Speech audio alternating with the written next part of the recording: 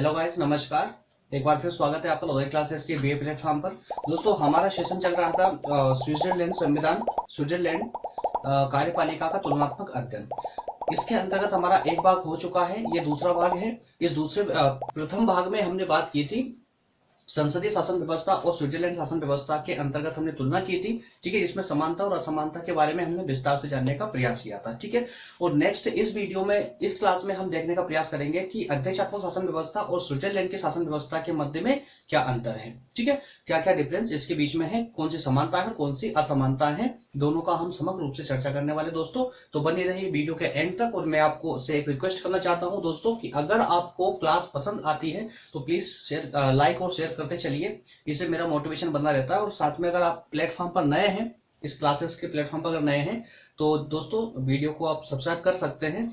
इसमें आपका बेनिफिट भी है कि अगर आप बीए के छात्र हैं तो दोस्तों इस बीए को लेकर के बीए के टोटल सब्जेक्ट, सभी सब्जेक्टों को मैं इसी प्लेटफॉर्म पर विस्तार पूर्वक पढ़ाने वाला हूं। सभी सब्जेक्टों, कोई सा भी सब्जेक्ट नहीं छोड़ने वाला मैं इसके अंतर्गत। और साथ ही साथ में भविष्य में आपका बीए कंप्लीट होने के बाद भी दोस्तों मैं आपके साथ बना रहूंगा। और बीए कंप्लीट होने के बाद में मैं आपको बताऊंगा कि बीए के बाद क्या करना चाहिए, क्या क्या हो सकता है, ठीक है। और अगर आप कॉम्पिटिटिव एग्जाम के प्लेटफॉर्म पर आते हैं दोस्तों बीए कंप्लीट होने के बाद में, अगर आप बीए कॉम्पिटिटिव एग्जाम की तैयारी करना चाहते हैं तो उसके लिए भी मेरा एक चैनल चलता है दोस्तों। उसमें मैं कंप्लीट ही सभी कॉम्पिटिटिव एग्जाम की तैयारी करवाता हूं। तो दोस्तों उसमें भी मैं आपको कंटिन्यूअसली गाइड करता रहूंगा। तो दोस्तों शुरू करते हैं अपना सेशन को। हमारा लास्ट सेशन था स्विट्जरलैंड कार्यपालिका का तुलनात्मक अध्ययन, जिसके अंतर्गत हमने ब्रिटेन और स्विट्जरलैंड की शासन व्यवस्था की हमने तुलना की थी, ठीक है। और इस क्लास में हम देखने वाले हैं अध्यक्षात्मक शासन व्यवस्था और स्विट्जरलैंड शासन व्यवस्था के अंतर्गत तुलना, ठीक है। तो दोस्तों नेक्स्ट डायरेक्ट मूव करते हैं क्योंकि ज्यादा समय नहीं है हमारे पास में।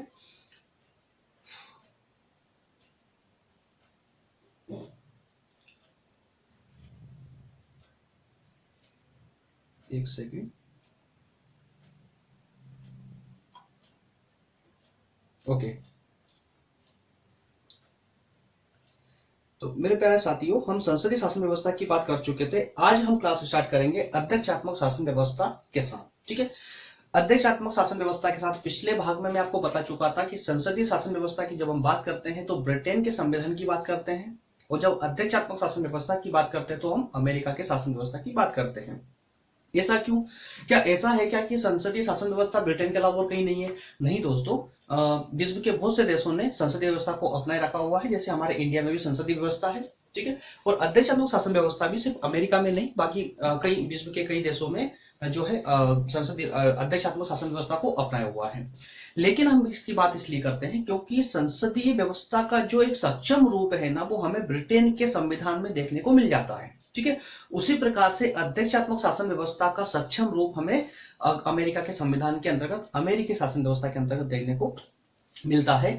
इन दोनों का समग्र रूप, एक मिला जुला रूप जो है वो है स्विट्जरलैंड का संविधान, स्विट्जरलैंड की शासन व्यवस्था, ठीक है। बार बार मेरे मुंह से संविधान शब्द निकल जाता है, एक्चुअली क्या संविधान पढ़ाते पढ़ाते ना बार बार रटा चुका मुंह पे, तो इसलिए बार बार संविधान जाता है, एक्चुअली वो शासन व्यवस्था में बोलना चाहता हूँ, ठीक है। तो आज के हमारे सेशन के अंतर्गत दोस्तों हम बात करेंगे कि अमेरिकी शासन व्यवस्था के अंतर्गत अमेरिकी कार्यपालिका का स्विट्जरलैंड की कार्यपालिका के साथ में क्या डिफरेंस, क्या समानता है और क्या असमानता है, दोनों का हम तुलनात्मक अध्ययन करने जा रहे हैं।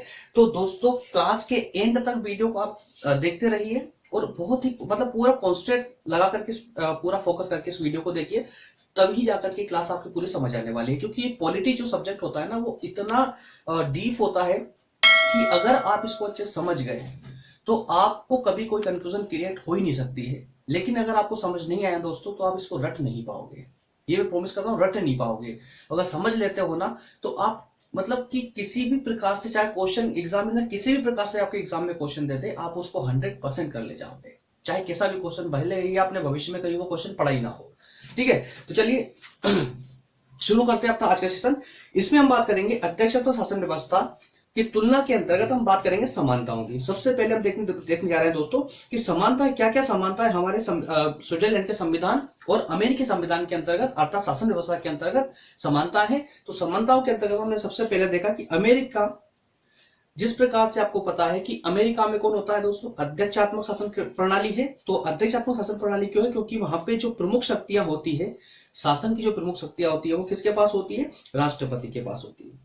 ठीक है, उसी प्रकार से स्विट्जरलैंड के शासन व्यवस्था के अंतर्गत प्रमुख शक्तियां किसके पास होती है, तो 7 सदस्यीय समिति होती है अर्थात अध्यक्ष के पास में। वैसे अध्यक्ष नाम मात्र का है, याद रखिए।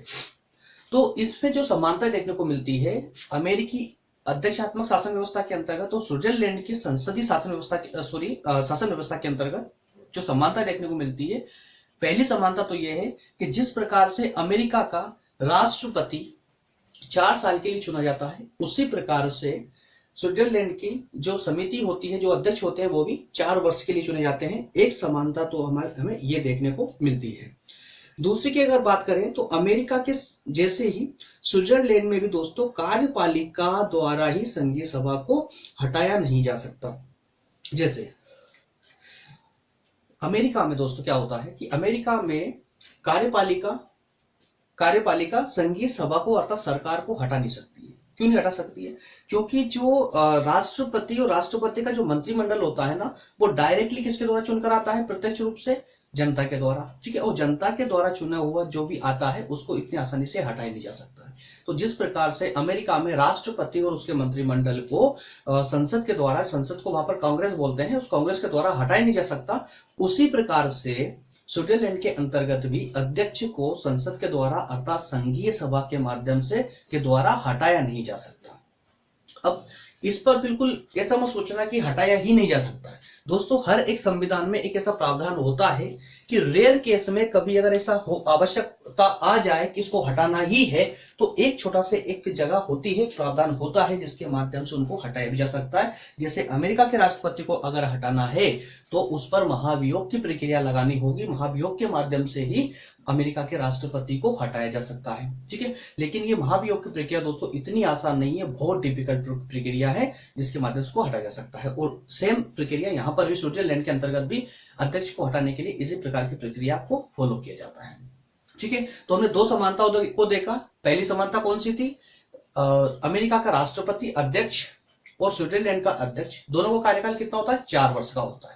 दूसरी समानता हमने देखी कि अमेरिका का राष्ट्रपति और स्विट्जरलैंड का अध्यक्ष, इन दोनों को ही या इनके मंत्रियों को जो है संसद के माध्यम से संसद के द्वारा हटाया नहीं जा सकता। ठीक है, तीसरी समानता जो हमें इसमें देखने को मिलती है वो ये मिलती है दोस्तों कि यूएसए में जो राष्ट्रपति होते हैं, यूएसए में राष्ट्रपति मंत्री संसद से नहीं हो सकते। उसी प्रकार से इसमें भी स्विट्जरलैंड के अंतर्गत भी दोस्तों संघीय सरकार,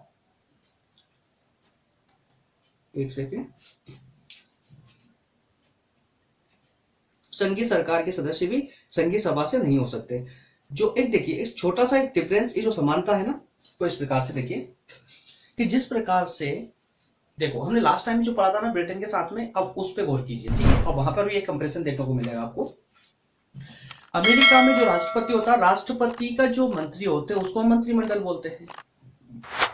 ठीक है, और स्विट्जरलैंड के अंतर्गत जो अध्यक्ष होता है और अध्यक्ष के लिए की हेल्प करने के लिए जो 7-6 मेंबर अलग से होते हैं, वो उनके मंत्रिमंडल हो गया। ठीक है, तो ये जो मंत्री चुनकर आते हैं ना, अमेरिका की बात करें या स्विट्जरलैंड की बात करें, दोनों में ही वो दोनों ही जो है संसद के सदस्य नहीं होते हैं, ये याद रखिए। अब जब हम ब्रिटेन की बात करें तो हम देख रहे थे कि संसदीय शासन व्यवस्था के अंतर्गत अर्थात ब्रिटेन के अंतर्गत और स्विट्जरलैंड के अंतर्गत भी दोनों में जो मंत्रीगण हैं वो कहां से आते हैं, संसद से आते हैं। ठीक है, अब संसद से आते हैं, बिल्कुल आते हैं, परंतु हमने एक बात और देखी थी कि जैसे ही स्विट्जरलैंड के अंतर्गत जैसे ही कोई व्यक्ति कोई संसद का सदस्य मंत्री बनता है, मंत्री बनने की तारीख से ही उसका संसद में जो सदस्यता है वो समाप्त हो जाती है।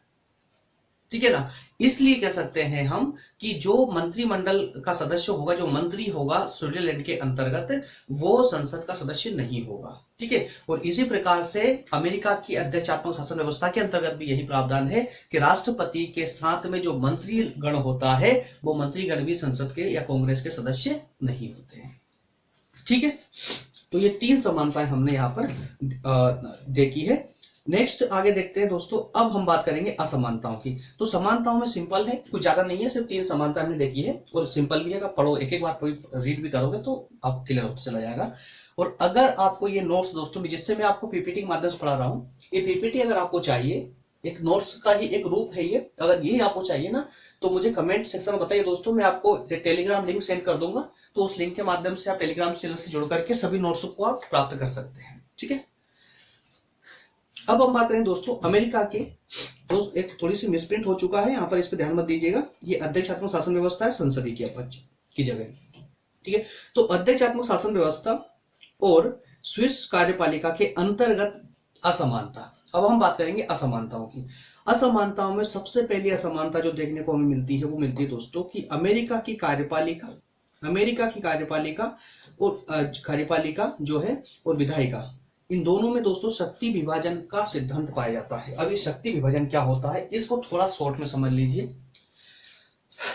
वैसे तो मैं आपको ब्रिटेन का संविधान जब मैंने आपको पढ़ाया था तो उसमें मैंने कई बार, कम से कम 1000 बार इस बात को बताया होगा कि शक्ति पृथक्करण का सिद्धांत क्या होता है। ठीक है, बार बार मैं त्रिकोण टाइप का एक जो है डायग्राम बनाता हूं, जिसमें एक तरफ विधायिका, एक तरफ कार्यपालिका और एक तरफ वो सबसे ऊपर जो है टॉप पर कौन होती है, न्यायपालिका होती है। और तीनों में शक्ति विभाजन होता है। वो किस प्रकार से होता है, क्या होता है, मैं आपको पहले कई बार बता चुका हूं, शॉर्ट में अभी भी सुन लीजिए। शक्ति पृथक्करण कहेंगे, शक्ति विभाजन का एक ही बात है, शब्द अलग अलग है।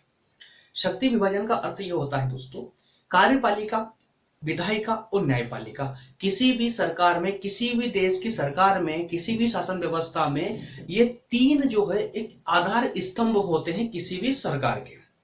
ठीक है, न्यायपालिका न्याय करने का कार्य करती है, विधायिका कानून बनाने का कार्य करती है और कार्यपालिका जो विधायिका ने कानून बनाए हैं उनको समाज में लागू करने का कार्य करती है। ठीक है, अब जब क्या होता है कि अगर मान लीजिए न्यायपालिका, विधायिका और कार्यपालिका अगर तीनों मर्ज हो जाए तो दोस्तों क्या होगा कि देश में शासन व्यवस्था सुदृढ़ रूप से नहीं चल पाएगी। बहुत सारी समस्याएं देखने को मिलेगी। क्यों? क्योंकि न्यायपालिका अपने हिसाब से कार्य नहीं कर पाएगी, विधायिका अपने हिसाब से कानून नहीं बना पाएगी और कार्यपालिका के ऊपर भी किसी न किसी का दबाव रहेगा, अर्थात न्यायपालिका या फिर विधायिका का दबाव रहेगा, तो वो भी ठीक से अपने कानूनों को जो संचालित नहीं कर पाएगी समाज में। ठीक है, तो इसलिए क्या होता है कि काफी सारे देशों में क्या होता है कि विधायिका और कार्यपालिका, न्यायपालिका को पूरी तरह से अलग कर ही दिया गया है, वो पूरी तरह से अपनी प्रकृति के अंतर्गत स्वतंत्र है। लेकिन कई कई देशों में विधायिका और कार्यपालिका को भी पृथक रखा गया है। पृथक अर्थात ये कि कार्यपालिका न्यायपालिका में हस्तक्षेप ना, विधायिका में हस्तक्षेप ना करे और विधायिका कार्यपालिका में हस्तक्षेप ना करे। तो इसी को बोलते हैं दोस्तों शक्ति का पृथक्करण। ठीक है, तो अमेरिका के संविधान के अंतर्गत देखने को मिलता है कि वहां की कार्यपालिका और विधायिका में शक्ति का पृथक्करण है, वहां एक दूसरे के में हस्तक्षेप नहीं किया जा सकता है। परंतु जब हम बात करते हैं स्विट्जरलैंड की दोस्तों, स्विट्जरलैंड में हमने देखा था कि जो संघीय सरकार होती है, वही समिति जो होती है संघीय सरकार, वो संघीय सरकार दोस्तों संघीय सभा से अर्थात संसद से एक पृथक होने के साथ में घनिष्ठ संबंधों के साथ संचालित होती है।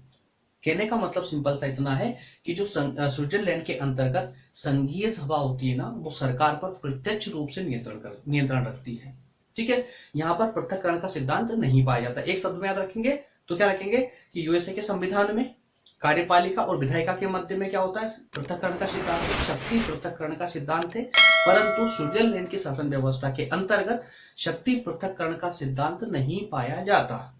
ठीक है, क्यों? क्योंकि यहाँ पर संघीय सभा संघीय सरकार पर प्रत्यक्ष नियंत्रण रखती है। ओके, नेक्स्ट देखने को मिल रहा है दोस्तों कि राष्ट्रपति और उसके मंत्री,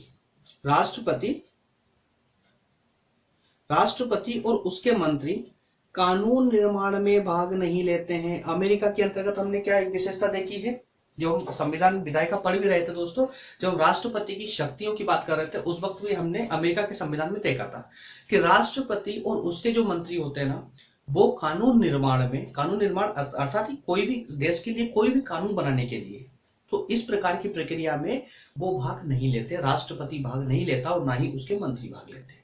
लेकिन जब स्विट्जरलैंड की बात करते हैं दोस्तों, स्विट्जरलैंड के संविधान में अभी हमने कार्यपालिका जब पढ़ी थी तो स्पष्टतः देखा था कि जो 7 सदस्यों की समिति होती है, जो अध्यक्ष जिसका प्रमुख होता है, वो लोग सदन में जाकर के कानून के लिए प्रस्ताव पेश कर सकते हैं, मतलब कानून निर्माण के लिए प्रस्ताव पेश कर सकते हैं। इस प्रकार से कानून निर्माण में ये भी प्रत्यक्ष रूप से जो है भाग लेते हैं। कौन लेते हैं? स्विट्जरलैंड के संविधान में संघीय सरकार अर्थात मंत्रिमंडल, ठीक है। लेकिन अमेरिका में ऐसा नहीं होता है, ठीक है। नंबर 3 में हमने देखा कि राष्ट्रपति का चुनाव दोस्तों जनता के द्वारा प्रत्यक्ष रूप से होता है। ये आपको पता ही है, अच्छे से मालूम है आपको कि अमेरिका के राष्ट्रपति और उसके मंत्रियों का चुनाव कैसे होता है दोस्तों। राष्ट्रपति का चुनाव किसके द्वारा होता है? जनता के द्वारा होता है। और राष्ट्रपति के साथ जो मंत्री होते हैं ना, उन मंत्रियों की नियुक्ति होती है राष्ट्रपति के द्वारा, लेकिन कांग्रेस की सहमति से। कांग्रेस अर्थात संसद, याद रखिए ना, कांग्रेस मतलब अपने इंडिया की कांग्रेस पार्टी की बात नहीं कर रहा हूं मैं, कांग्रेस अर्थात अमेरिका की संसद, ठीक है। जिस प्रकार से हम यहाँ पर संसद बोलते हैं उस प्रकार से वहां पर कांग्रेस बोला जाता है उसको, ठीक है। तो अमेरिका के राष्ट्रपति का चुनाव प्रत्यक्ष होता है जनता के माध्यम से, और उसके मंत्रियों का चुनाव कांग्रेस की सहमति से होता है, ठीक है। लेकिन वहीं पे अगर इधर स्विट्जरलैंड के अंतर्गत देखा जाए दोस्तों, तो यहाँ पर संघीय सरकार की नियुक्ति होती है, ना कि चुनाव होता है। संघीय सरकार की नियुक्ति होती है, और कौन करती है उसको? संघीय सभा के माध्यम से इसकी नियुक्ति होती है। किसके द्वारा? संघीय सभा के माध्यम से संघीय सरकार की नियुक्ति होती है। क्लियर है? ओके, नेक्स्ट बात करें दोस्तों, लास्ट असमानताओं के अंतर्गत लास्ट पॉइंट है हमारा ये, अमेरिकी कार्यपालिका के अंतर्गत, यार ये ना मिसप्रिंट, इसको हटा दीजिए, है ना। यहाँ पर अध्यक्षात्मक शासन व्यवस्था है, संसदीय नहीं है, संसदीय ब्रिटेन के साथ। ओके, तो लास्ट पॉइंट है दोस्तों कि राष्ट्रपति के पास में विशेष शक्तियां होती है।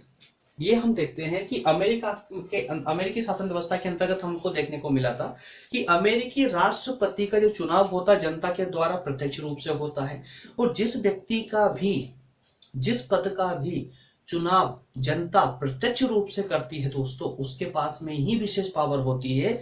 अगर हम भारत की बात करें तो भारत में किसको चुनती है जनता? डायरेक्ट प्रधानमंत्री को चुनती है, मुख्यमंत्री को चुनती है, ठीक है। तो विशेष पावर किसके पास होती है? अगर हम केंद्र के लेवल पे बात करें, केंद्र की बात करें, तो जनता हम केंद्र के रूप में किसको चुनते हैं? पहले प्रधानमंत्री को चुनते हैं ना, मतलब प्रधानमंत्री के लिए सांसदों को चुनते हैं, सांसद प्रधानमंत्री को चुनते हैं। तो मेन पावर किसके पास होती है? प्रधानमंत्री के पास होती है, क्योंकि जनता के द्वारा डायरेक्ट इलेक्टेड होकर आता है, ठीक है। और राष्ट्रपति के सिर्फ नाम मात्र का होता है, क्यों? क्योंकि वो जनता के माध्यम से नहीं चुना जाता है। तो इसी प्रकार से अमेरिका में राष्ट्रपति का चुनाव डायरेक्ट होता है जनता के द्वारा माध्यम से, इसलिए विशेष शक्ति जनता राष्ट्रपति के पास होती है, ठीक है। लेकिन जब स्विट्जरलैंड के संविधान के अंतर्गत, स्विट्जरलैंड की शासन व्यवस्था के अंतर्गत हम बात करते हैं, तो स्विट्जरलैंड के जो अध्यक्ष होते हैं उनके पास कोई विशेष शक्तियां नहीं होती है।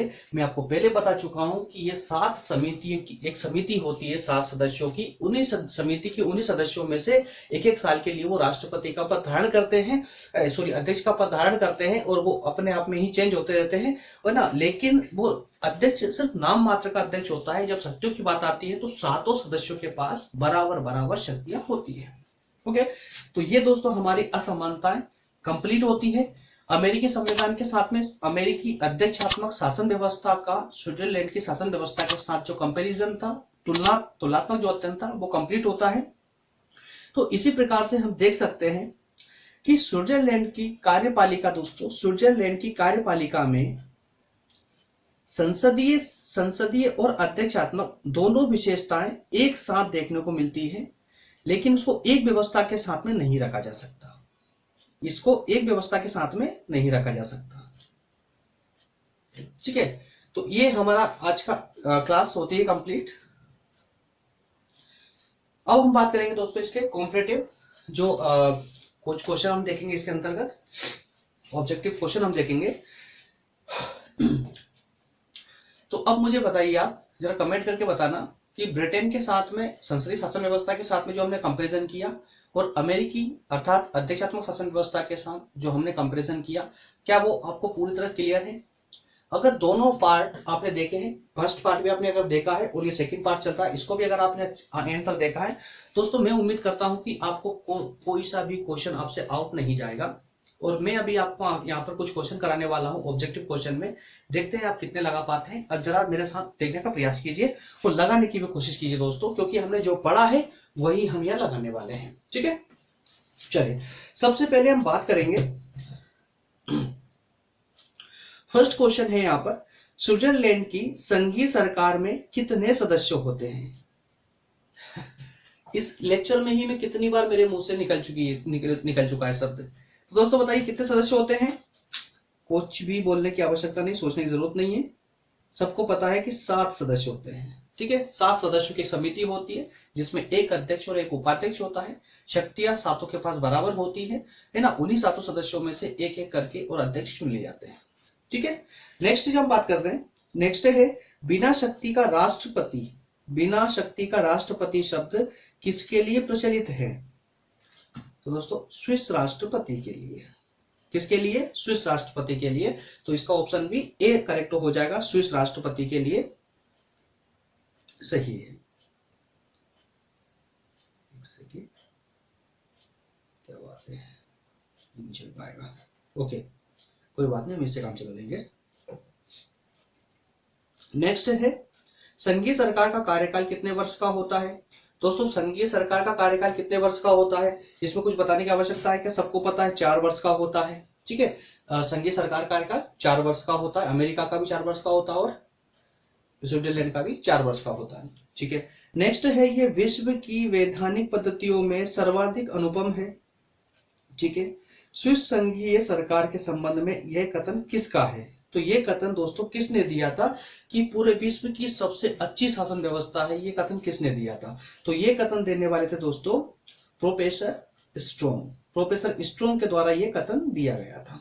ठीक है, प्रोफेसर स्ट्रोम के माध्यम से ये कथन दिया गया था।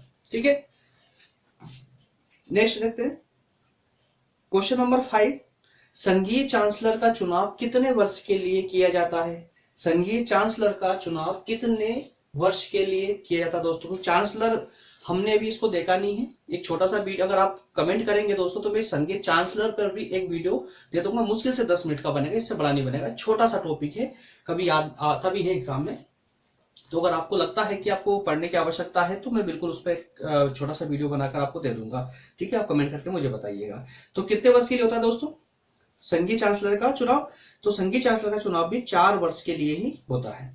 ठीक है, नेक्स्ट क्वेश्चन है संघीय सरकार के अध्यक्ष और उपाध्यक्ष कितने वर्ष के लिए चुने जाते हैं? संघीय सरकार के अध्यक्ष और उपाध्यक्ष कितने वर्ष के लिए चुने जाते हैं? बताने की आवश्यकता नहीं, भी 2 मिनट पहले मैंने आपको बताया था कि जो समिति होती है 7 सदस्यों की, उसमें एक अध्यक्ष और एक उपाध्यक्ष होता है जो हर उन्हीं सदस्यों में से हर एक साल के लिए उन्हीं में से चुन लिए जाते हैं। ठीक है, तो एक वर्ष के लिए। तो इसका ऑप्शन हो जाएगा ए, ऑप्शन करेक्ट है। ठीक है, नेक्स्ट है स्विस संघीय सरकार की गणपूर्ति के लिए कितने सदस्यों की उपस्थिति आवश्यक है?